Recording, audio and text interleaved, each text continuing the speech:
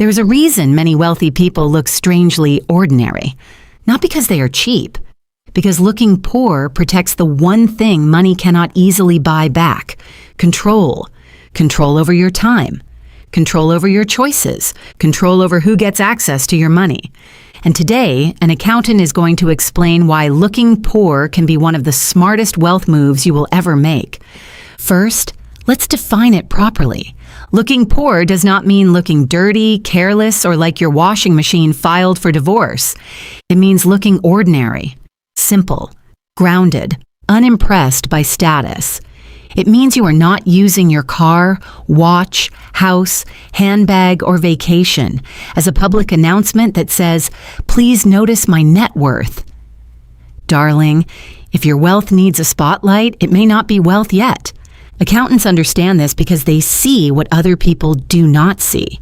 Not the outfit, the balance sheet, not the big house, the mortgage, taxes, repairs, and the roof waiting to become an invoice. The world asks, how rich do you look? The accountant asks, how much control do you actually have? Here's the part most people learn too late. Looking rich does not only make you visible, it makes you marketable. The nicer your lifestyle looks, the more the world assumes you are ready to spend. Salespeople push the premium package. Banks offer larger loans. Car dealers stretch the payment.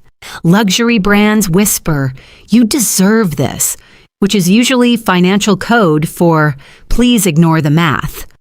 And the dangerous part?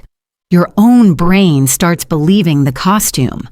Once you become the successful one, normal begins to feel embarrassing. The old car feels beneath you. The modest vacation feels too small. The simple restaurant feels like failure. That is how status traps people. By making expensive choices feel normal. An accountant does not care how expensive your life looks. An accountant cares what survives after the expenses leave. Income is what comes in. Lifestyle is what goes out. Wealth is what remains. And control is what wealth gives you when you stop spending it on applause. This is where people lose the game.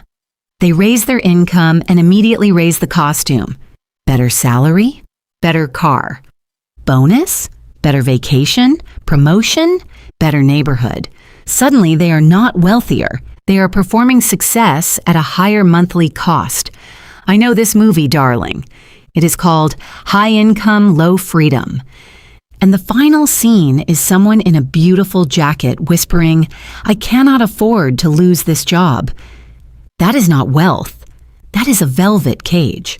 And accountants see that cage long before the neighbors do. Let me give you the accountant's version of a plot twist. Two clients walk into the office. Client one looks rich. Beautiful clothes, luxury car key on the desk. He earns $240,000 a year. Very impressive. Until the accountant opens the file, big mortgage, 2 car loans, private school, credit card debt, boat payment, and a kitchen renovation financed like a small government project. From the outside, he looks successful. On paper, he is one bad year away from panic. Client 2 arrives in plain jeans and an old jacket. She earns $115,000. She drives a paid-off car. Her house is modest. She invests every month. No credit card debt. Low fixed costs. Net worth over $1 million. At a restaurant, most people would assume client 1 is richer. But the accountant knows the truth. Client 1 owns the performance. Client 2 owns her life. But the real difference is not income. It is who is trapped. The luxury client with $240,000 income cannot easily say no, not to the job, not to the bonus, not to the next client, not to the next loan, because his lifestyle has already spent next year's income.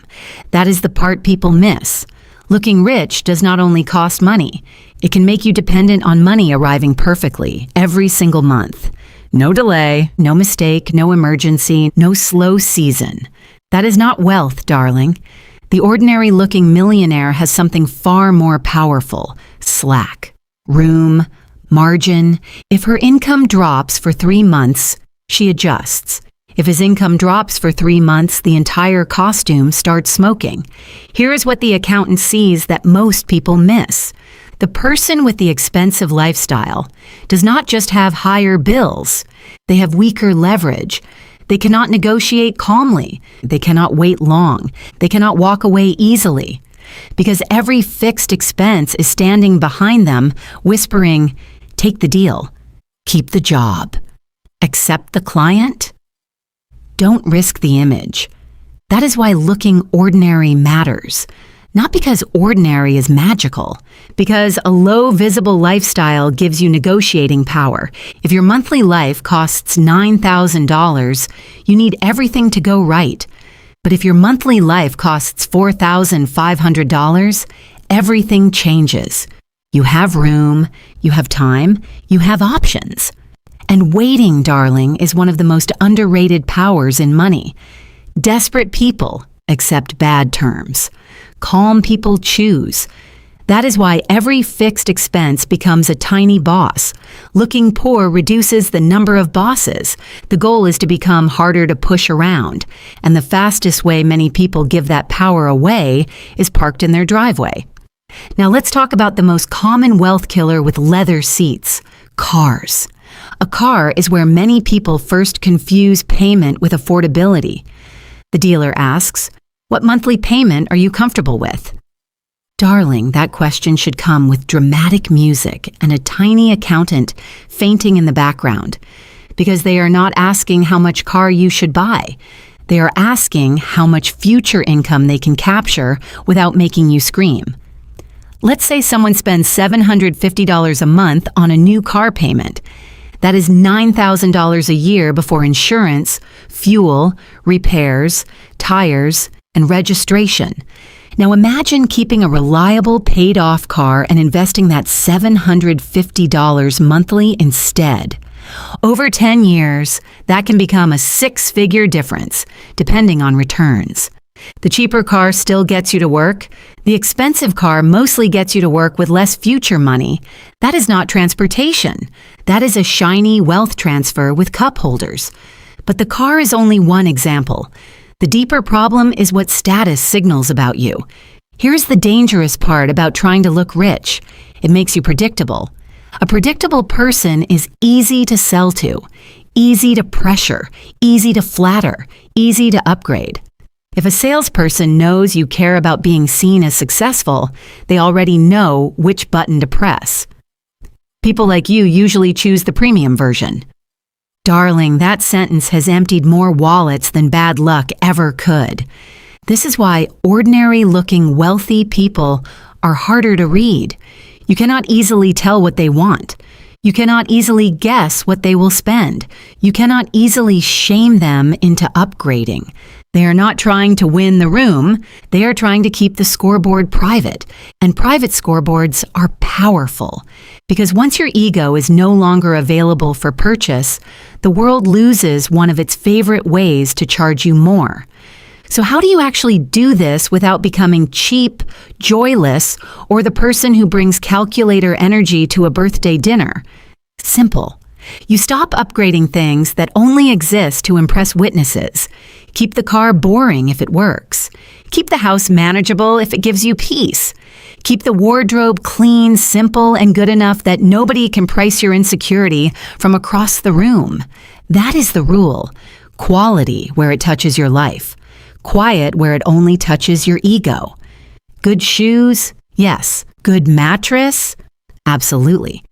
Good food, healthcare, tax planning, and a cash reserve that lets you sleep like a woman with no unread emails? Beautiful. But a luxury logo you bought mostly so someone else could recognize it. That is not taste. That is outsourcing your self-worth to a stranger with a shopping bag. When your income rises, wait before you upgrade. Let the money settle. Let the investments grow. Let your cash reserves become boringly strong. Then choose deliberately, not emotionally, not socially. Not because someone at dinner said, "People like us, usually..." Darling, people like us is where many bank accounts go to die. And stop explaining your restraint. You do not need to say, actually, I could afford more. The quietest flex is being underestimated and not correcting anyone. And this is the quiet power of looking poor. People underestimate you. They do not pitch you the inflated version. They do not expect you to rescue every situation. They do not assume your money is available just because your shoes are polished and your driveway is dramatic. You move through the world with less noise, less pressure, less performance.